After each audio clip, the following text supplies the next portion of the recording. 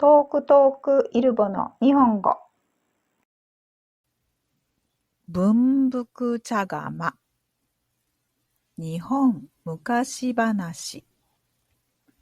昔々、小道具集めが好きなお寺の和尚さんがいました。ある日、和尚さんは素晴らしい茶釜を手にしました。この茶釜でお湯を沸かしてお茶を立てたらさぞかしおいしいだろうなあ。そう思っているうちに、和尚さんはこっくりこっくり居眠りをしてしまいました。するとどうしたことでしょう。茶釜がカタカタと動き出しました。頭が出て、手足が生え、最後に尻尾を生やした茶釜が歩き出したのです。物音に気づいた小僧さんは、和尚さんの部屋の様子を見に来ると、茶釜が四本足でうろうろしているではありませんか。和尚様、大変です。起きてください。茶釜が歩いていますよ。思わずそう叫びましたが、見ると茶釜は元の位置に戻っています。せっかく気持ちよく寝ていたのに何を言っておる。茶釜はそこにあるではないか。お前の見間違いだろう。小僧さんはしぶしぶ部屋へ戻って行きました。おかしいなあ、おかしいなあ。さて、それから何日か経って、和尚さんは一人でお茶を立てようと茶釜でお湯を沸かすことにしました。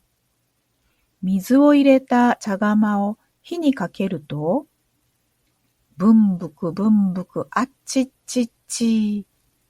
茶釜が頭、手足、尻尾を生やして転げ回っています。大変だ。茶釜が化けた。誰か茶釜を捕まえてくれ。和尚さんが叫ぶと、小僧さんが飛んできて茶釜を捕まえました。でもその時には頭も手足も尻尾もなく元の茶釜のままでした。気味の悪い茶釜だなあ。どこかに売ってしまおう。そう思った和尚さんは、馴染みの小道具屋に茶釜を売ってしまいました。その夜、小道具屋さんが寝ていると、耳元で声がします。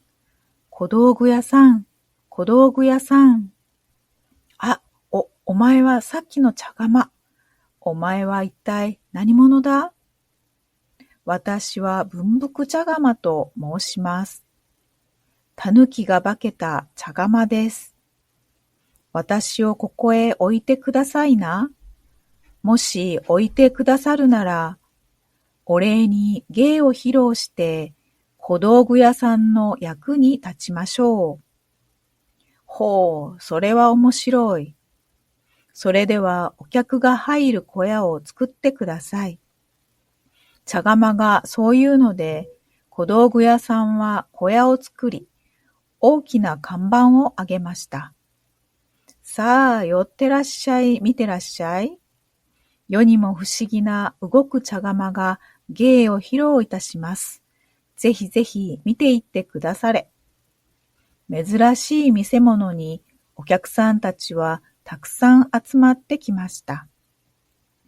文福は楽屋からひょこひょこ出てきてお辞儀をし、踊りを踊り始めます。あらよっこらさ、あらさっさっさ。ちょいちょいちょいな、ちょいさっさ。文福茶釜の綱渡り。茶釜に手足が生えた狸が綱渡りをすると、見物人は大喜び。たちまち評判になり、小屋は大盛況。一月も経たないうちに、小道具屋さんは大金持ちになりました。そんなある日、小道具屋さんは毎日一生懸命芸をする文福にこう言いました。お前のおかげで大金持ちになった。ありがとう。でも毎日芸をしてくたびれただろう。もう終わりにしよう。小道具屋さんがそう言うので、文福はわかりました。そういたしましょうと言いました。小道具屋さんは小屋を閉め、茶釜を和尚さんのところへ持って行き、こう言いました。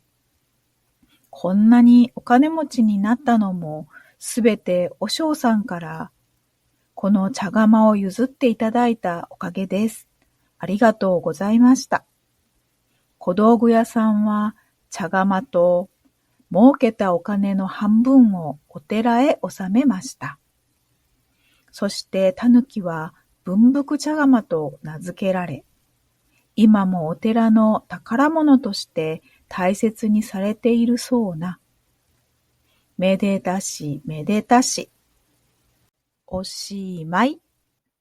最後まで視聴してくださりありがとうございました。日本語の勉強に少しでも役に立ったなら、いいね、チャンネル登録よろしくお願いします。